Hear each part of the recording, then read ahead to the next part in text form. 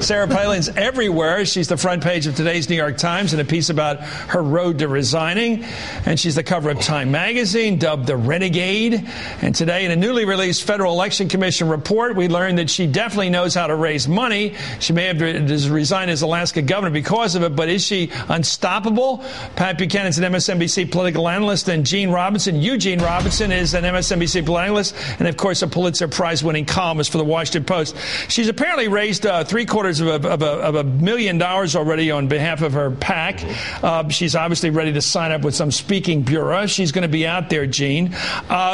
I guess there's no surprise if you think of self-interest why she quit the governorship. She doesn't have to put up with some, intramural fight over funding and the crap you always take at home from anywhere if you're a politician. Home is the worst place to be for most politicians. But is there another story here? Is she on the road to being the nominee for next time against Barack Obama? I really doubt it. And there was You really doubt it? Really? Are you afraid of it? No, I really doubt it. And there was a time right after the election when Pat almost had me convinced that Sarah Palin was the future of the Republican Party. I even wrote a column then saying, watch out for Palin. Democrats should pay attention to her. I just think this leaving the governor's office the way she did, the chaos that there's been up there in the past few months, just the general. But she's going to blame you. She's going to blame you and me and everybody else for doing this. She quit because the national media wouldn't get off her I don't think she's got what it takes to actually run for president or to actually. I wonder what Pat, at a party that's down to 26% of the electorate right now, that it only includes the right, isn't she perfectly equipped to be the nominee at this point? Roger Simon said on Meet the Press yesterday that she'd beat Mitt Romney tomorrow or today if they had a fight. Well, it would have to take 1 year going out to Iowa. She would beat him today, I think. I'm not sure she would beat him after a year. The real question is, who's a better speaker? Well, Sarah Palin's one of the best. Who's a better campaigner? Palin is a better campaigner and is a better speaker. She's a sensation, Chris. There's no doubt about it. I agree. The question is, can she get the middle of America to move to her? Why does she need the middle if the right wing controls your party? Well, there's no doubt she could win the nomination. There's no question about that. But I have a real hard time believing that she could win the presidency of the United States unless the country's in a real general disaster because of the issue of credibility and competence that's come in. You guys are all historians of politics. We all love the history looking back. When a party looks like they can't beat the incumbent, whether it's 64 with Goldwater or it's 72 with McGovern, and you were on the other side of that fight, that's when they go to the far corner politically. Right. When you can't win, you have some fun. Right. You follow your ideology. Isn't this the perfect setting right now? Barack could lose his strength. If you can't beat him, have some fun running against him. If he's running, Barack Obama says running at 60% over Romney and her.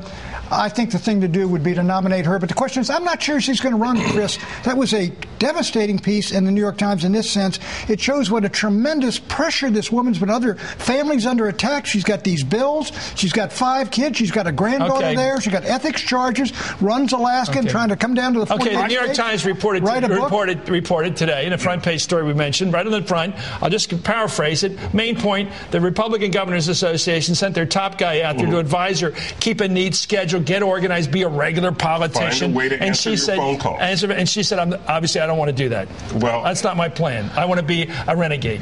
Yeah, but it's in the context of really, as Pat said, really this atmosphere of crisis in the family and in the wake of the great disruption of having run for vice president. This is a crazy thing for her. Governor's Conference send some guy up there to tell you how to run your office. Well, for heaven's sake. Well, that's what you guys do. I don't get it. But it is condescending to say the least. It is condescending to say the least.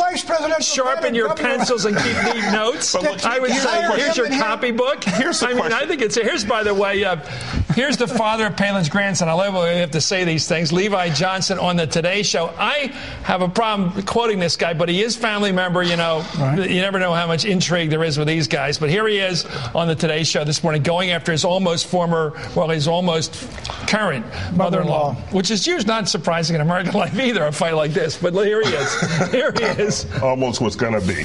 She means a lot to me. I'd do just about anything for her, but I really don't think I would vote for her if she ran for president.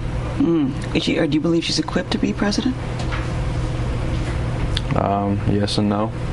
I mean, she's very smart, but I just don't think she can handle the stress level as governor. I don't think she can handle it as president or vice president. There's your witness, Pat.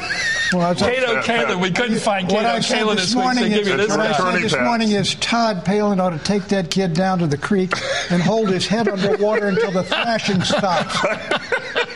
I advise her. I think she may have been a winner in that one, by the way. The mother-in-law. Well, what are you having he's that not guy in the on family. television? I mean, this is one of her problems. Yeah. She's up there to these ethics charges, trying to run the state. She's got this stuff on the Today Show. I'm on her side against him. I'm taking her side against him. It's not all anyway. the world against Sarah Palin. I mean, Sarah Palin created some of this herself. And my question is, was that resignation an Ed Muskie moment, a Howard Dean scream? Let me try another one by you, since we go back to history. In 1966, when you signed up with Dick Nixon, when he was up here at Mudge Rose in New York, and you said that we got to talk about 68, you said first 66. Could it be that her 66 is 2010? That's she exactly campaigns around the country. A couple of guys like Charlie Crist win anyway. Tom Corbett wins in Pennsylvania. Go around the country. 5 or 6 guys win, and she campaigned for them. And then she claims, I picked up 23 seats in the United States Congress. You do this. I mean, Nixon, we went to 80 congressional districts, 35 states.